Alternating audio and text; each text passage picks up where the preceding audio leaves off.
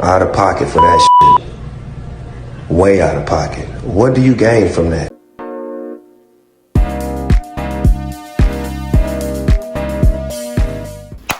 So, before we start, just know that I'm reading from my teleprompter because I wrote a script and I'm getting a little professional for y'all. So I wrote a script. It's on my laptop, which is in front of my camera. So I'm going to be looking down. I feel like with teleprompters, they're supposed to be raised up a bit. But I got to read, okay? And I'm doing this from my ring light. Also, peep, no nails today. That's because I'm doing handiwork. So, yeah. So this band stole Snoop Dogg and Dr. Dre's Ain't Nothing But a G Thang music video. And nobody has discussed this until today. Who? So, if you're new here, hi, my name is Naimah, also known as Bunny Online, the It MB, and today we will discuss my favorite mid-2000s pop rock hit, When Did Your Heart Go Missing, by the band Rooney. So, who's Rooney? Led by Robert Schwartzman, the heartthrob who portrayed Michael in The Princess Diaries, the really cute guy who was like her best friend. Before we get into the band, let's talk about Robert and his Nepo baby roots, because his family tree is very steep. He is the younger brother to Jason Schwartzman, a well-known actor in the industry for his roles in a shit ton of Wes Anderson films, which is far too many to name, but almost all of them. Outside of those, you have Scott Pilgrim vs. the World and Marie Antoinette. Speaking of Marie Antoinette, one of my favorite movies, the Schwartzman brothers are the first cousins to the director of that film, Sofia Coppola. So, if Sophia is their first cousin, then yes, they are the nephews to Francis Ford Coppola through their mother, Talia Shire. And I hope I'm saying her name right. This isn't to discredit Robert Schwartzman's presence in Hollywood to just Nepo baby status, but in my research, it did remind me of a current conversation that's ongoing on Twitter right now about Nepo baby music. And honestly, there's far more artists out there who have similar connections. So, Rooney, named after the character Edward Rooney from Ferris Bueller's Day Off, debuted in 1999 through a high school friends quartet. Members consisted of Robert Carmine Schwartzman as lead vocals and guitar, Matthew Winter on bass, Louis Stevens on keyboard and piano, Taylor Locke as guitar and backing vocals. You also have Ned Brower, who was previously on drums and backing vocals as well. Other members also included Teddy Briggs on drums, as well as Brandon Schwartzel. The current lineup, as of today, according to Wikipedia, because I could be wrong and Wikipedia could be wrong, so don't blame me.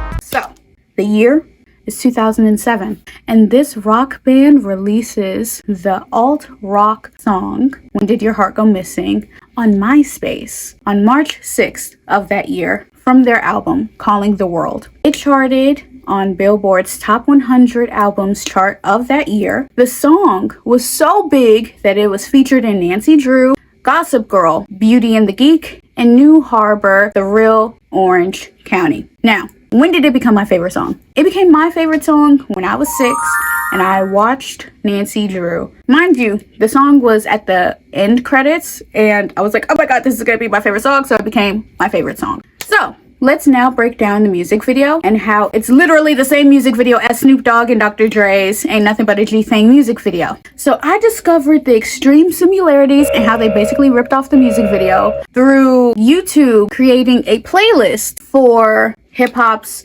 50th anniversary. While watching the music video, something was scratching up my neck and I was like, I feel like I've seen this music video before, but like done in a different font.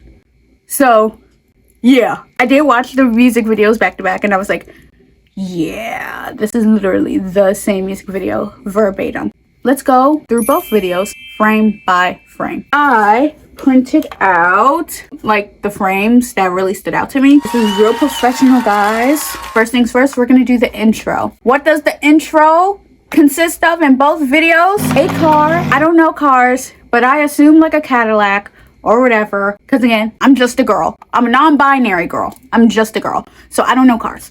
But two similar cars. One is red. Rooney's is red. Dr. Dre's though is blue. I assume because of Snoop Dogg.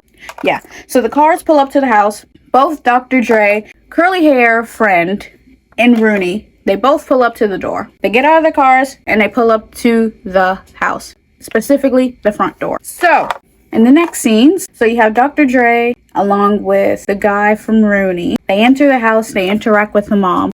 In Rooney's version of the music video, the mom asks a friend, "Oh, are you gonna help him get a job?"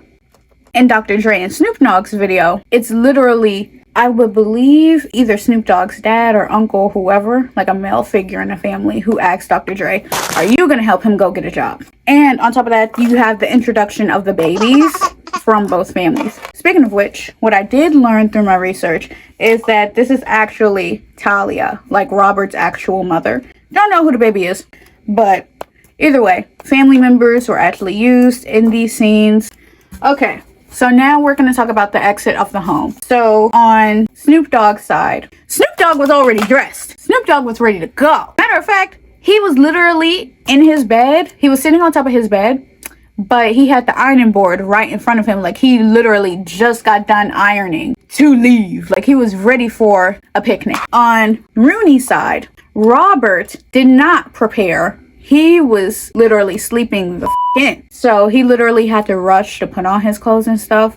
But both ended up exiting to go to the cars. And now we're going to talk about their way to the festivities that they're going to. But in short, Snoop Dogg was ready. Robert wasn't. That was one major difference. Now we're at the kickback party festivities. The guys on Snoop Dogg's side, they went to like a community picnic. It was a community outing. That's why you see all of these people lined up, because people were showing off their cars. And so after they show off the cars, they show off the people in the community, they show Dr. Dre and Snoop Dogg like hanging out. On Rooney's side, they went to like a regular like LA, Los Angeles kickback full of white people and like non-black people of color. Outside of that, you still see them. They're hanging out. They're one with the people. So, what I will now discuss is the later scenes in the music video. I titled it Party to Party. So in this section, you have Dr. Dre and Snoop Dogg along with Rooney. They both exit from the kickback festivities and then they go to like a concert. The difference is, in Snoop Dogg and Dr. Dre's, I wouldn't necessarily even call it like a concert. For Rooney, it was definitely a concert, but for them it looked like another party but just indoors. So technically it could have been a concert, but we didn't really know. But they were one with the people. They were rapping in the crowd. But with Rooney, they entered the concert space and then they got on stage and then they started performing and stuff. So this is where you see them on stage, and then you see the girls in the audience. Now I want to talk about the major differences between the videos. In this section, I will try to tell the difference between the two. Like, if you see here, specifically, you have the girl who's wearing the "Kiss Me, I'm from California" tee. My theory is Rooney went out of their way to give back to their female, non-male fan base. And I say that primarily because in the Snoop Dogg and Dr. Dre music video, you visually see aspects and elements of women being sexually assaulted. Like this girl right here in the music video, her bra, like she was wearing a bikini top. They ended up ripping it off of her, some guy, and so she had to go chasing after it and stuff. Meanwhile, prior to that, she was just playing volleyball. So like this guy literally came out of his way to deliberately disturb her peace. And that was weird as fuck. Outside of that, you have another one with this light-skinned woman. I assume she's light-skinned. If not, racially ambiguous woman. She's entering the club. And you see her like visually giving off cues that, oh, she may think that she's better than everyone and no man in the room is like worthy of being with her. That type of thing. And then at the end, they end up spraying her. They spray her with alcohol. Like... nasty work. I think the way that Rooney cleaned this up, if you were to look out into the audience, you would see a lot more women. You would see close-ups of women, but you would also see like close-up shots in like a white room with like a glowing light behind them. And so they were doing close-ups of that, doing close-ups of the band. I think that was their way of cleaning it up, because the Snoop Dogg and Dr. Dre music video was raunchy. and raunchy in a bad way. Speaking of which, I do have a bone to pick with Dr. Dre. Don't like that man. That's a nasty fellow. If you don't know, that man physically assaulted Dee Barnes, a music journalist in the 90s. He physically assaulted her. Not just him on his own marriage, but no, he had other men partake in the physical assault of Dee Barnes. That's a nasty man. Because his legacy, along with Snoop Dogg, and their impact on hip-hop as a whole has such a deep tie to the state of California and West Coast music in general, I think a lot of people have given him like grand unk status, where he is literally considerably a legend in the art of hip-hop. However, I think that title should be deeply minimized due to his deep impact of violence against women and femmes. And none of his music can ever make me feel as though his music made such an impact on music as a whole that like I can totally excuse the fact that he is okay with the assault of women, in particular Black women. He's perfectly fine with the abuse of women in general, despite their race, despite their skin tone. Like, technically, we can assume that his preference is lighter skinned women, but those women still faced the brunt of abuse through those visuals in the music video. And I think Rooney, in a way, they saw those shots, because obviously the music video for When Did Your Heart Go Missing is so heavily inspired by that music video. I feel as though they did different shots to avoid all of that, because most likely they know, or at least at the time they knew, that their fan base was probably majority women and femmes. So yeah, I did point out those differences. But at the end of both videos, after the party, after the performances or whatever, they ended up being dropped off at their home, and they did like the silent walk of shame back inside their house. And yeah, that's pretty much it.